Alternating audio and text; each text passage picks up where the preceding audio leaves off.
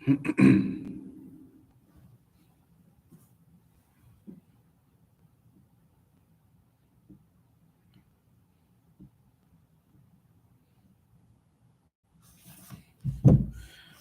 لله رب العالمين والصلاة والسلام على أشرف المرسلين نبينا محمد وعلى آله وأصحابه ومن استنى بسنته إلى يوم الدين. اللهم علمنا ما ينفعنا وانفعنا اللهم بما علمتنا وزدنا اللهم علما وعملا إنك ولي ذلك والقادر عليه. أما بعد، فهذا درسنا المعتاد في شرح بلوغ المرام للحافظ ابن حجر رحمه الله وغفر الله لنا وله ولسائر المسلمين.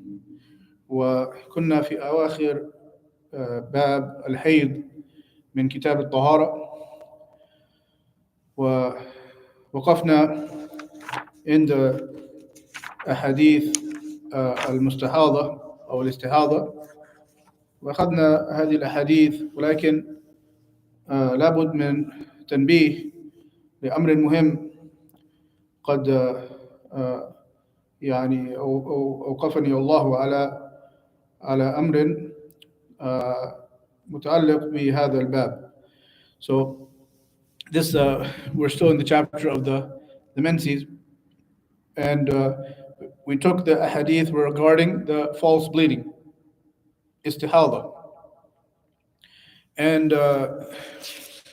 we mentioned there, based upon these hadith, we took the matter of how a woman with false bleeding, meaning from illness, not the menstrual bleeding, istihada, how she should have her daily routine. And we mentioned there that wording of the hadith, which is ثُمَّ تَوَضَّئِ لِكُلِّ صَلَاةٍ, and then make wudu for every prayer. Yani in the dukhul al-waqt, the scholars explain when the time of the prayer comes in, then she has to make a wudu, a fresh wudu. Okay, they said that based upon this wording of the hadith. But we have to mention that this wording, there's a difference of opinion. And what the conclusion that is reached by many scholars specialized in the hadith is that this wording is not authentic from the Prophet ﷺ. That's important because we base our foundation first and foremost upon Kitab al-Sunnah, and then upon other statements of others or the Sahaba, and so on, or ijma', if there's consensus of all the Sahaba upon something, we that's a proof. Kitab wa Sunnah wal ijma' al ummah. So in this case, this wording, it turns out, based upon the hadith we mentioned, the wording of the hadith that's in Bukhari, and that's also when we talked about hadith, our foundation in hadith is Bukhari or Muslim, okay? And that's our foundation because those are the most authentic, high level of chains. And whatever is agreed upon, that's the highest, Bukhari and Muslim. And the hadith that's agreed upon about the mustahada, the woman with the false bleeding, is the hadith we mentioned. Fatima bint Abi Hubaysh, hadith Aisha, قالت جاءت فاطمة بنت أبي هبيش إلى النبي صلى الله عليه وسلم فقالت يا رسول الله إني امرأة أستحاض فلا أطهر أفأدأ الصلاة؟ قال لا، إنما ذلك إرق وليس بحيض، فإذا أقبلت حيضتك فدعي الصلاة، وإذا أدبرت فاغسلي عنك الدم ثم صلي. إلى هنا متفق عليه. The wording that's agreed upon, highest level of authenticity of hadith about the woman, the Sahabiya named Fatima bint Abi Hubaysh. She came, she mentioned to the Prophet ﷺ that she's continuously bleeding. And she asked, should I stop praying when I'm continuously bleeding most of the month or all the month? He said, no, that is only a blood vessel that's burst. It's not from the uterus, the female organ, which is the the bleeding which is najasa, which is filthy bleeding, and that which a woman cannot pray. It's not the menstrues. It's only like a blood vessel, like you have a cut in your arm, you bleed, or running, or a bloody nose, or the like. So he said, so when your menses comes, meaning you have a regular period before this, uh, you know, excessive prolonged bleeding. You had a period, 6 days, 7 days, whatever. So when the time of this period starts, it used to start the first of every month, for example, maybe, stop praying because this is your usual time. And then when the time period is done for your usual period, and you're still bleeding, then wash away the blood because your period is done. Now, the bleeding that is continued is false bleeding, is istihada. Why? Because she had a regular period. So wash away meaning take a bath, okay, and then pray. That's clear. And this is now the wording that's mentioned in the context of the hadith is not the mention of the hadith or the statement of the Prophet sallallahu alaihi wasallam. ثم توضئي لكل صلاة, and then it says the wording, and then make wudu at the time of every new prayer comes in. So this wording you find in mentioned in Bukhari, but you go back and see all the narrations, you find that sometimes a narrator will input his statement into the hadith.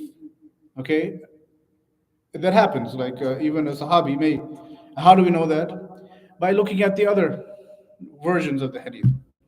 Okay, so in this case, basically, why became Imam Muslim? Imam Muslim also, we said Bukhari and Muslim. Imam Muslim said, بعدما ساق الحديث قال وفي حديث حماد بن زيد زيادة حرف تركنا ذكره. He said, Imam Muslim, and there's an addition to this hadith that we have left off because of it. We left it off because it's not from the statement of the Prophet sallallahu alaihi wasallam.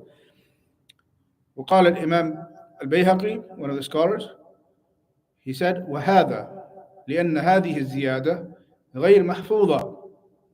Why? Because this addition is only mentioned by one or a narrator, okay? And rather, when you look at the other chain, it says إنما المحفوظ ما رواه أبو معاوية وغيره عن هشام ابن أروى هذا الحديث وفي آخره قال هشام قال أبي يعني أروى ثم توضأ لكل صلاة حتى يجي ذلك الوقت. So it's clarified in another narration that's authentic, that this narration not in Bukhari, but explains that narration of Bukhari. It says that, and then Hisham, one of the narrators, said, my father said, and then make wudu. She would make wudu for every prayer when the time comes in. So this is the statement of the father of Hisham, which is Urwa, one of the scholars of Hadith, and this was his interpretation or his additional ijtihad upon the issue. Okay, but it's not part of the Hadith of the Prophet sallallahu alaihi wasallam. So therefore, we cannot make it as a wahi, okay, and say, based upon this is why we mentioned this, because we mentioned Sheikh Ibn Uthaymeen's opinion, but he changed his opinion based upon this such evidence being brought to his attention. So he actually said in other place or later on in his life, he mentioned this matter, and he said this is the opinion of Imam Malik, was Shaykh al-Islam Ibn Taymiyyah, and others. And from the Salaf who mentioned this, Rabi'a, the Shaykh of Imam Malik, great Imam, his Shaykh Rabi'a also had this opinion. Wa Ikrimah, wa Ayyub, wa Ta'ifa, and a group of scholars. And so this is important to know, and also why لأن المستحاضة آه، يعني خروج الدم دائم عندها، فهي لا تستفيد من تجديد الوضوء، لأن قبل الوضوء وبعد الوضوء هي يعني هي يعني يخرج منها دم. فهذا الدم الموجود بعد الوضوء أو أثناء الوضوء لو كان ناقض للوضوء آه، ما استفادت من الوضوء هذه. So why? Because if a woman is continuously bleeding, there's no benefit in a wudu if you think of it logically, okay? Because she's already, the bleeding is going to be continuing even during the wudu. So that wudu she'd made, or right after the wudu, right? Right after wudu, she bleeds more. What is she? If that was to break her wudu, then she would have to make another wudu, right? So the scholars who may say that, they say, okay, she makes that wudu for the prayer. But before she even gets to praying, she's already bled some more. Okay? So when you think of it, then logically, also based upon there's no hadith saying that she has to make wudu, then logically, what's the benefit for the wudu? As she's continuously bleeding. So, والإنسان عموما لا ينقض وضوءه إلا ما تعمد به من التغوط أو البول. أما ما خرج عن قصده فهذا يعني يعفى عنه ولا ينقض وضوءه. Generally, a person is only take into account for that which he does unintentionally, meaning he goes to the bathroom, number one or number two, okay? That's coming out from him by his own intent, and it violates his wudu. But the bleeding that a woman has outside of her menses is different. Menses is once a month, but beyond that, this venous bleeding or blood vessel bleeding is istihada. This is outside of her intention. She didn't intend it, so why should she be taken to account for it? And so it would not then break her wudu. So what does the woman in istihada do? She, as in the hadith of Bukhari and Muslim, she takes a bath after her period number of days has ended. That's all that she has to do. After that, if she breaks her wudu for another reason, she makes wudu, but not on account of this bleeding. This bleeding is not a factor in that. This is an opinion, as we said, from some scholars. And the only other hadith that we is in Sahih Muslim is the hadith of Habiba, Habiba bint Jahsh, another of the Sahabiyat. شكت إلى رسول الله صلى الله عليه وسلم الدم فقال امكثي قدر ما كانت تحبسك حيضتك ثم اغتسلي. All this mentioned of the Prophet sallallahu alaihi wasallam for another woman that's mentioned in Sahih Muslim, a woman who has had this false bleeding. He told her, remain sitting, don't pray and fast for the number of days of your period, similar to the previous other woman, right? Just consider the number of days of your period, and then once those number of days of your usual period is done, then take a bath. That's it.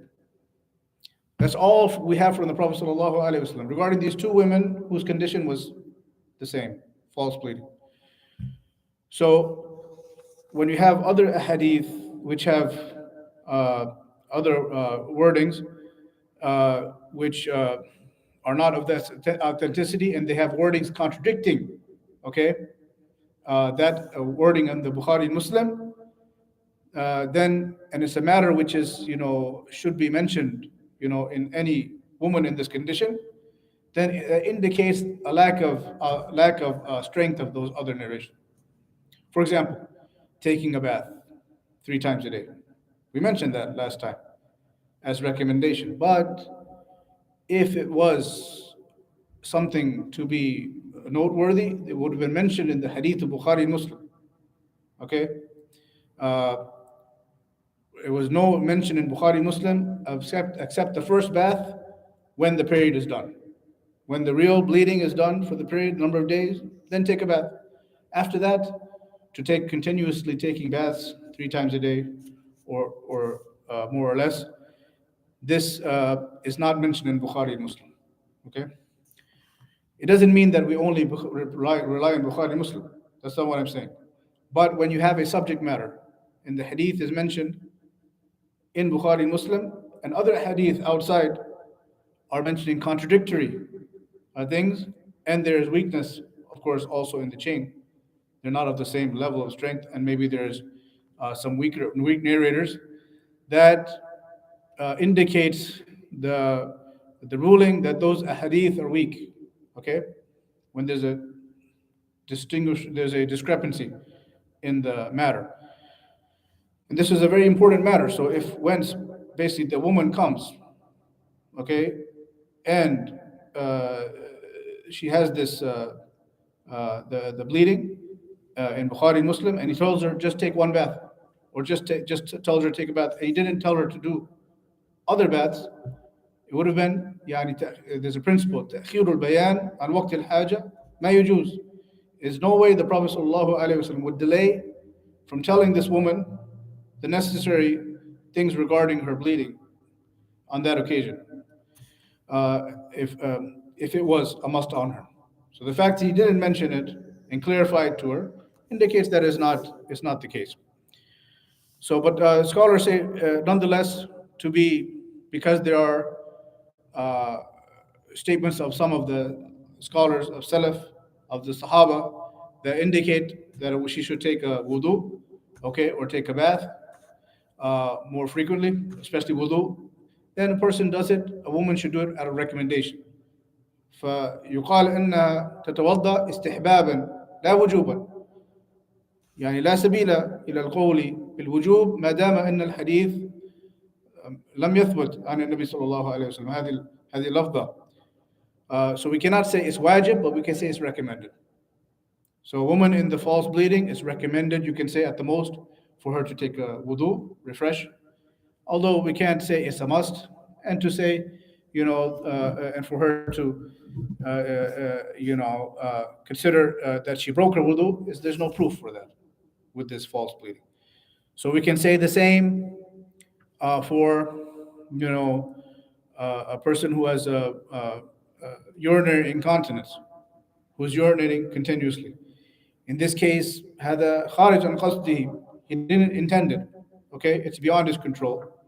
Okay, so if he makes a wudu, okay, based upon his own urination or number two or passing of gas or so on, and then he happens to have incontinence of urine, it escapes him beyond his control, then we have no proof that he has to redo his wudu, unless he broke his wudu from another reason, of his own intent. But something out of his control, then Shaykh Ibn Uthaymeen, he said that is the opinion that he's taken now, is that something that is beyond his control, then he is excused from that. It's a شيء يصاب به, is something that he's afflicted with, a disease beyond his control. ولا يكلف الله نفسا إلا وسعها. Allah does not burden a soul more than its ability. And so, because again, the same thing, once he makes a wudu, before he even gets to pray, he's already had, leakage of urine. So what's the benefit of that wudu? If we make it a must, that every time the new prayer comes in, make wudu, even though he didn't pass wind, he didn't actually intend to break his wudu, then there's no benefit, because he's just going to be continuously, violating that out of his control. Yeah. ربنا لا تؤاخذنا إن نسينا أو أخطأنا.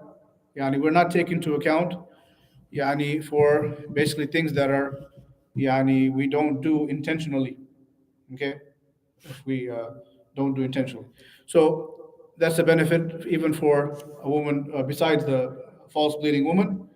You can say the same for this person with a urinary incontinence, and you can say the same for a woman who has discharge Okay, it can happen that a woman has a discharge, maybe continuously. Some secretion, although it's coming from a private area. She did not intend anything of the like. It's out of her control, so it does not break her wudu. Okay, because there's no hadith saying that. This no hadith any that says the discharge from the woman breaks the wudu, and secondarily, it doesn't benefit her because she's going to continuously have this discharge even after the wudu before she even gets to pray, if it's a continuous matter, similar to the bleeding.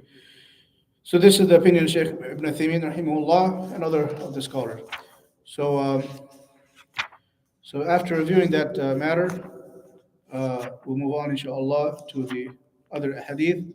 But any questions on that?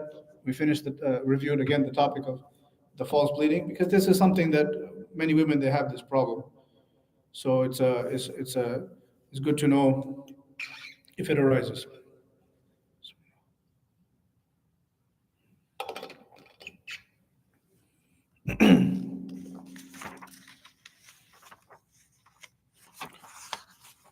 Okay, so next, the next hadith, حديث السابع والثلاثون بعد المئة عن أنس رضي الله عنه أن اليهود كانوا إذا حاضت المرأة فيهم لم يآكلوها، فقال النبي صلى الله عليه وسلم: اصنعوا كل شيء إلا النكاح. رواه مسلم. This hadith regarding now the menstrual bleeding woman, the real bleeding of her period. Anas radiallahu anh said that indeed the Jews, they did not used to sit at the table with or at the eating with the woman when she had her menses. So the Prophet ﷺ said, do with her everything you used to do outside of her period, except the relations. Except the relations. So this hadith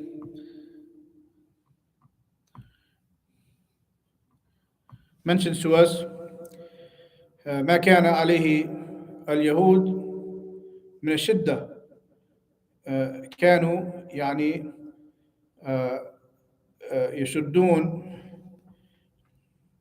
يشددون في مسألة التطهر من النجاسات، حتى أنهم كانوا لا يقربون من الحائض ولا يتجئون معها ولا يآكلونها، وحتى أنه لو وقعت من هذه النجاسة على ثوب ما كانوا يرون تطهيره بالماء، قالوا لا بد من قص هذا الثوب بمقص من أجل التطهر من تلكم النجاسة. وهذا يعني تشديد بلا شك. And so the Jews, this shows that they were extreme. And there are actually two extremes in the matter of the purification of filth. Okay? Because the menstrual bleeding is filthy blood, filthy, najasa. So you have two extremes. One is to go overboard in cleanliness, which is the way of the Jews. And the other extreme is to be careless and not pay any attention to cleanliness. And that is the way of the Christians in general. And between them is الأمة الإسلامية.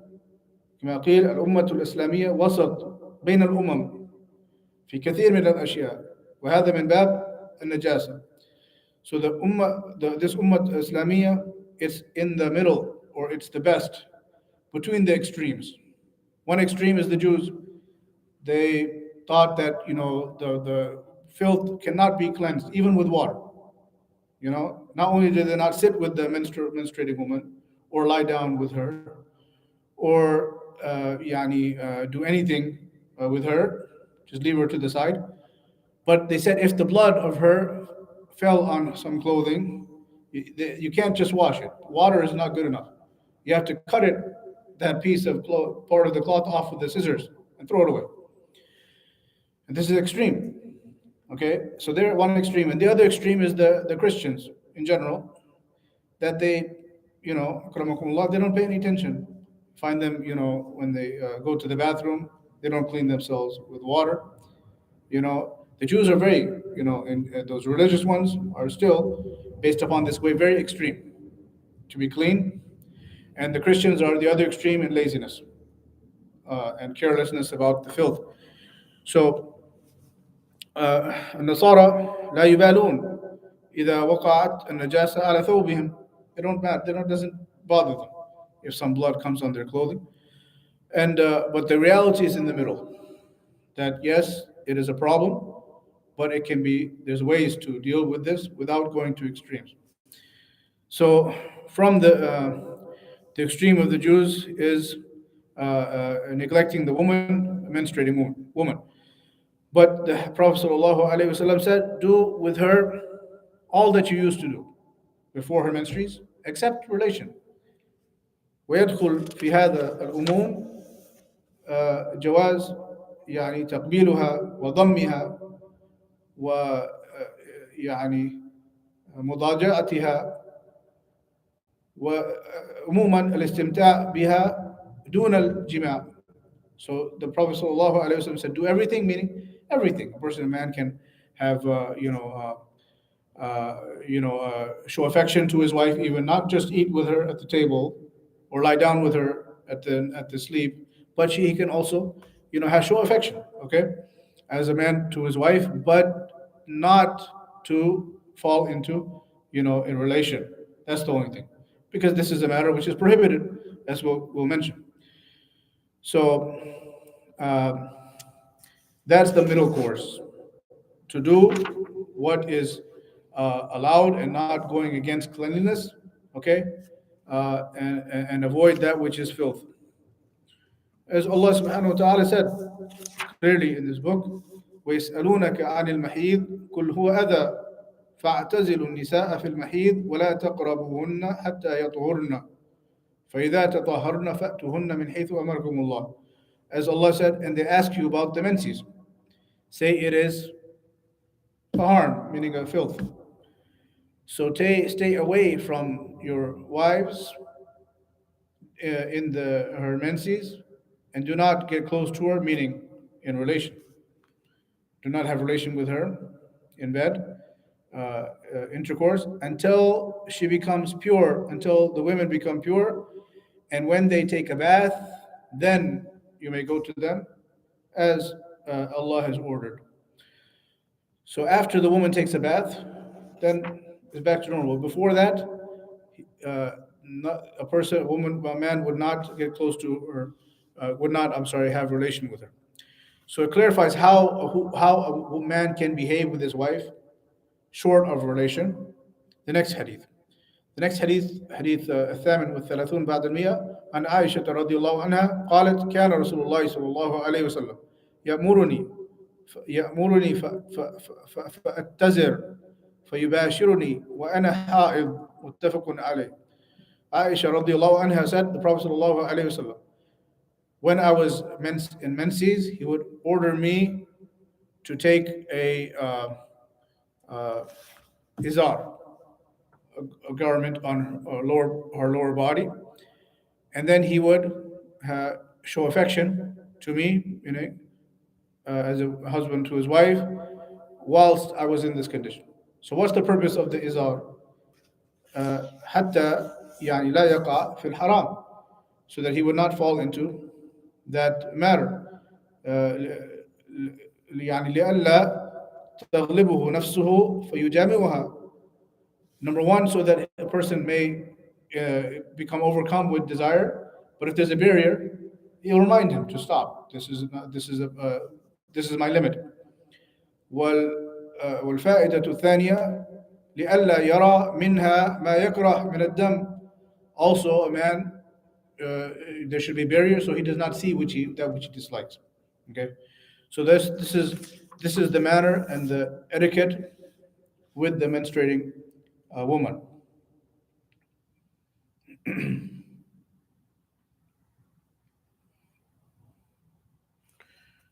طيب الحديث التالي حديث التاسع والثلاثون بعد المئة عن ابن عباس رضي الله عنهما عن النبي صلى الله عليه وسلم في الذي يأتي امرأته وهي حائض قال يتصدق بدينار أو نصف دينار. The next hadith reported by Ibn Abbas radiallahu anhuma, the Prophet sallallahu alayhi wasallam came to that about he was asked, or the Prophet sallallahu alayhi wasallam, it says the wording that he was asked about the woman or the man who comes to his wife in relation while she is in the menses. So he told him there's a kafara, there's expiation. This is a sin, obviously. As you mentioned in the ayah, Allah said, don't have relation with her until she is pure, rather until she takes a bath. Until she takes a bath. So he said, yes, there is a kafara, expiation, that this man should give charity with a dinar, a gold coin, or half a dinar, or half that gold value. But this hadith, there's different opinion regarding it. Okay. قال الإمام الشافعي رحمه الله فإن أتى رجل امرأته حائضا أو بعد تولية الدم ولم تغتسل فليستغفر الله ولا يعد وقد روي فيه شيء لو كان ثابتا أخذنا به ولكنه لا يثبت مثله. Imam Shafi'i said that if a man has relation with his wife while she's in the menses, then he should make istighfar with tawbah and don't return to that. It's a sin, repent to Allah.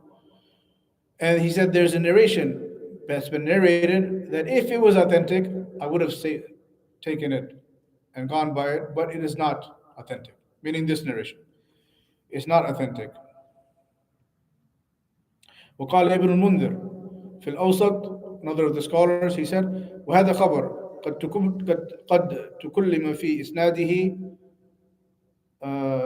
وقال ابن عبد البر في التمهيد وحجة من لم يوجب عليه كفارة إلا الاستغفار والتوبة اضطراب هذا الحديث عن ابن عباس وأن مثله لا تقوم به حجة.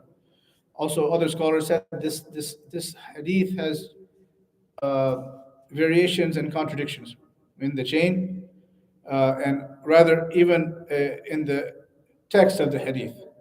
Okay, the chain, the problem is that some narration indicate it is only goes to Ibn Abbas, means his statement, and does not extend to the Prophet sallallahu alaihi wasallam. So that's number one, that the authentic version seems to be that it is a statement of Ibn Abbas. Like we said, a statement of the Sahaba is good to know, but it is not the level of revelation, because we only have one prophet, which is Nabi sallallahu alaihi wasallam, and his statements are wahi. Other than that, we take from and leave from. As Imam Malik said, كُلٌّ يُؤْخَذْ مِنْهُ وَيُرَدْ إِلَّا صَاحِبُ هَذَا الْقَبْرِ.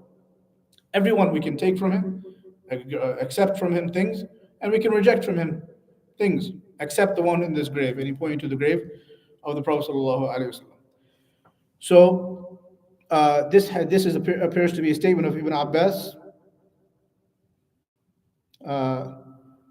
and it is not authentic beyond that to the Prophet sallallahu alaihi wasallam. Secondarily, it goes against the wording of the hadith, goes against the common norm, which is you don't find expiation being described as an option, a dinar or half a dinar. In one, excuse me, in one type of expiation. You do find in the Quran options, right? But of different, يعني من أنواع مختلفة, from different categories of kafara. Like in كفارة اليمين, Allah said, كفارته إطعام عشرة مساكين من أوسط ما تطعمون أهليكم أو كسوتهم أو تحرير رقبة. Allah gives the option for the one who makes a oath. The expiation, Allah said, to feed 10 poor people. or clothe 10 people, or free the slave. There's option, yes, but of three different categories. They're all separate categories. You never find in the Quran or other such hadith, as far as Shaykh Ibn Uthaymeen is saying, that give an option in the same category. One full, dinar or half a dinar. What's the difference and why the difference? It's not something that comes uh, readily to one's, understanding, especially when this is something rare. We never find something like this. So that also indicates a weakness to the hadith. Indicates a weakness to the hadith, because how is a person going to make that choice? So a person can make a choice based upon his accommodation to either feed or clothe or free the slave. That's a reasonable choice. But to give one full or half of the same thing, quantity or same item, it doesn't make the sense, like in that case. فقال الشيخ لا يستقيم هذا التخيير. He said this is not it does not appear sound. But nonetheless, on the possibility of authenticity of this hadith being authentic, as according to other scholars, a person should obviously avoid such a situation. Okay, but if he happens to fall into that of having a relation with his wife while she's in the menses, then there's يعني من باب الاحتياط, out of cautiousness, he should pay. Okay, he should pay. If he has the wealth, obviously, he's not poor. لأن قال الشيخ فإن هذا يكون سببا لردعه عن العودة إليه, because if he takes himself to account monetarily, if he falls into this sin, that will be more of a repellent for him to go back to that sin when it affects his pocket. You know, that's a good way to repel him. Considering this hadith has a possibility of authenticity according to some scholars, so it's a good deterrent in any case. Okay, so what is that quantity? Dinar. الدينار من الذهب يساوي مثقال من الذهب, يعني ما يزن مثقالا من الذهب. What is that? That's a quantity called مثقال, ومثقال من الذهب يعادل 4 جرام وربع تقريبا, وهذا يساوي $200 تقريبا. So that's about $200. If a person gives the whole dinar, about $200. Half a dinar, about $100. So that's something that a person could do. But as far as the correct opinion about the hadith, it appears to be not a hadith from the Prophet sallallahu alaihi wasallam.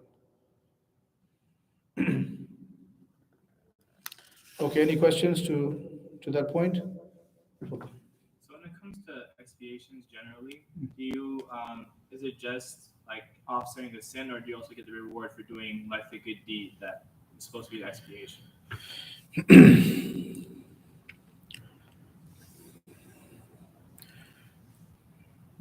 That's a good question.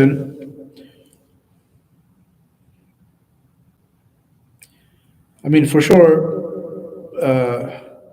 the good deeds erase the bad. إن الحسنات يذهبن السيئات. Also Allah said, وَيُبَدِّلُ سَيِّئَاتِهِمْ حَسَنَات. Also when a person even just makes tawbah, without even paying. Allah said that Allah would change his sins to good deeds. So the number, if he did so in 10 sins, he would have in its place 10 good deeds. So that's at the least, okay? So that, not really answering your question exactly, but he would have benefit, Wa rahmatullahi wasi'. Allah subhanahu wa ta'ala is merciful. He will get good deeds. And generally, a person, if he does sincere tawbah, then he from the sin, then his level is higher in faith, because tawbah is a good deed. Just tawbah itself is a good deed. So imagine if you add to that feeding, poor people, and showing mercy upon the poor, or freeing the slave. Yeah, for sure you get reward for those deeds. And a person's level is higher than before he did the sin, if he's sincere. And generally, a person, when he follows the tawbah, the sin with good deeds, then that's a sign of acceptance of his tawbah, and that a person, can be uh, start a fresh page. But that's a good question. Inshallah, we'll review that matter for next time, for tomorrow, inshallah, if we have the class. Any other question?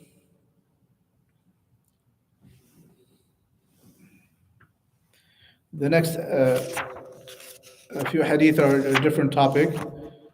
Uh, so probably let me see, maybe there's one.